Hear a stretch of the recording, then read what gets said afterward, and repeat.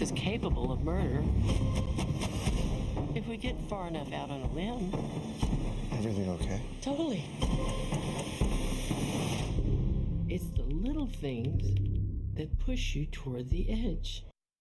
Oi. Oh boy! Wow. All right. Oi. If you're a fan of, that's a scary. that was already scary. Wow. If you're a fan of crime documentaries, chances are you've heard the case of the romance thriller novelist Nancy Brophy, whose knack for writing about fictional women fantasizing about murdering their husbands. Nice. That turned into a fateful reality, though, after she was convicted of killing her own husband back in 2018. I opted to divorce over yeah, murder. that seems a rough road to go to separate. Hence, I'm still living a free life.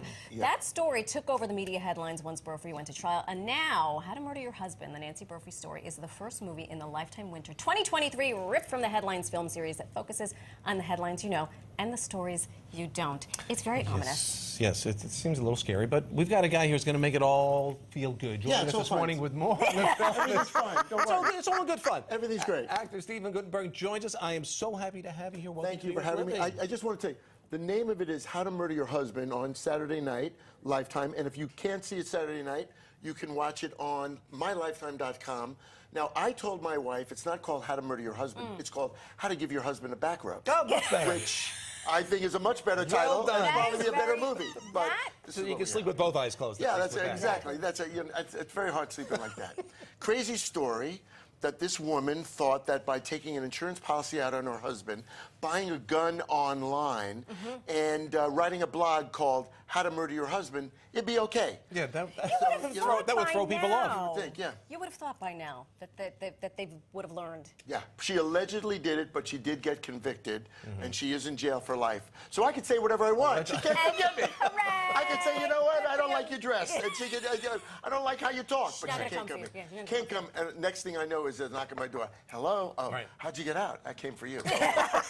Well, it's funny because. Yeah, But you're working alongside Sybil Shepherd, you know. Unbelievable. Amazing. This is the first time you ever worked together. First time I work with her, and she is so gorgeous and so wonderful. I hope you guys get to meet her. Lovely Yeah, lady. we would love to. But now, you said something in one of the interviews I saw that the first time, in one of the more intense scenes, she looked at you, Yeah. and you were like, I got to go back and change my shorts. I mean, it Yeah. was that intense. She's a very committed actress. She Yeah. really is dedicated to the craft.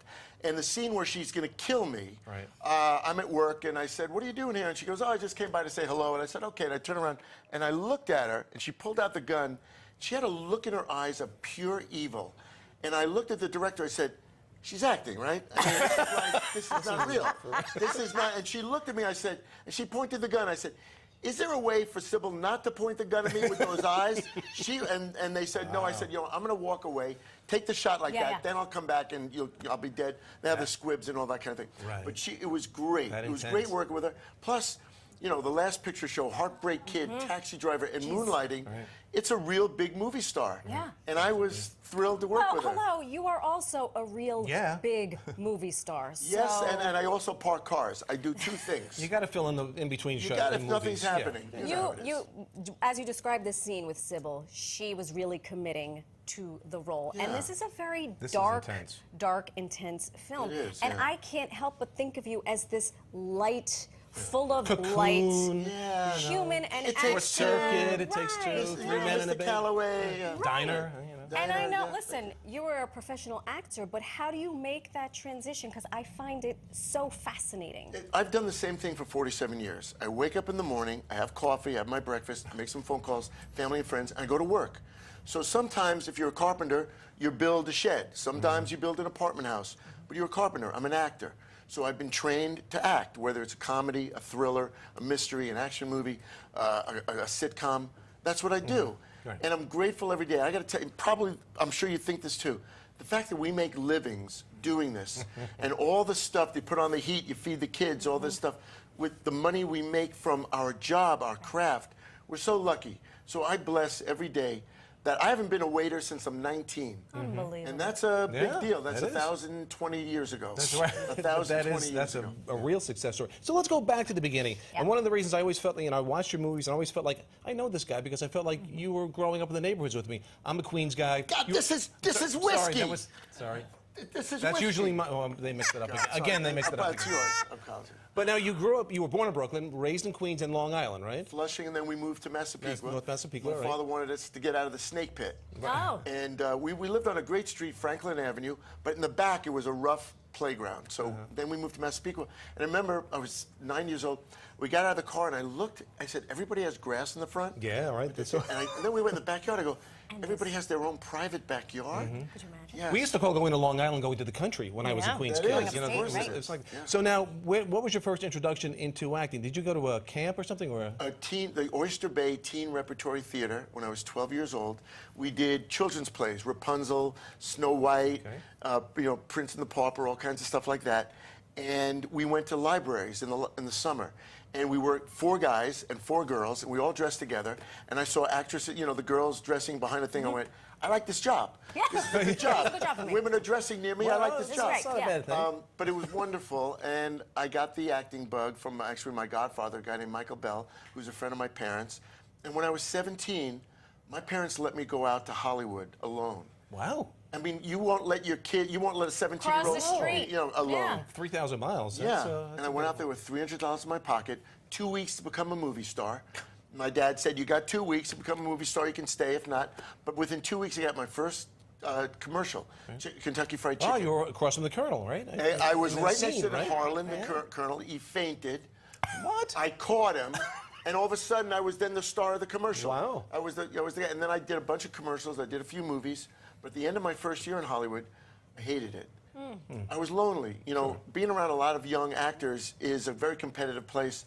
I didn't make many friends at all, so I went back to school. I went to Albany State, upstate here. SUNY Albany. SUNY Albany, and then I got a call from my agent who said, I got another job for you, and I took the acting bug, and I've been there ever since. Is the story about you kind of working your way into Paramount Studios and setting up an office? Yeah. Tell us a little bit Really about quickly, that. my first 2 weeks, I got out there. The next day, my godfather, Michael Bell, gave me a car, a Pacer, ugly car. Well, I and remember those. Drove around and went to what I thought was Hollywood, went to Burbank, went to Melrose Avenue, which was the best. Paramount is the mother of all studios.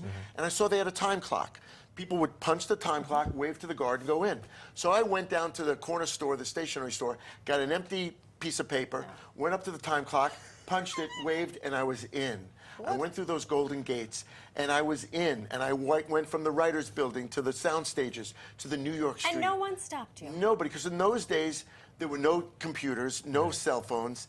And if you look like you belong, I had my sport coat on, my little attaché case my dad gave me, and I set up an office in the Lucille Ball makeup building. I got all my props from Gary Marshall's Happy Days, and I set up a little office. My dad was an electrical engineer.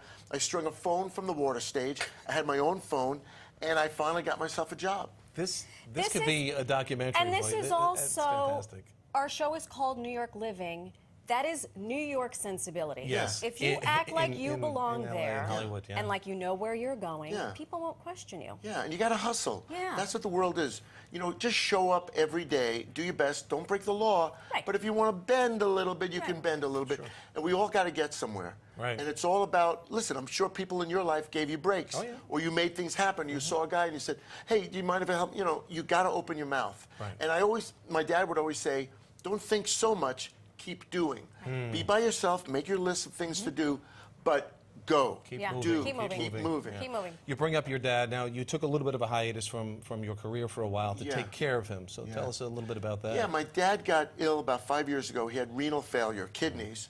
And my wife and I moved out to California. Then we moved to Arizona.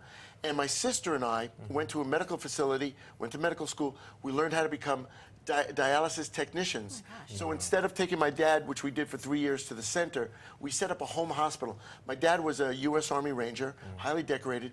The VA is fantastic. Everybody, the VA, the Veterans Administration, is the greatest. They gave us almost $200,000 worth of equipment. We set up a little medical facility in the house, so every day my dad would just have to toddle out and sit in the dialysis chair. We cannulated him, which means we put in. gave him the- we you gave him the- we gave him the blood in, trained blood for- out. to do that. The blood, all the blood in his body is drained to chilled to 34 degrees.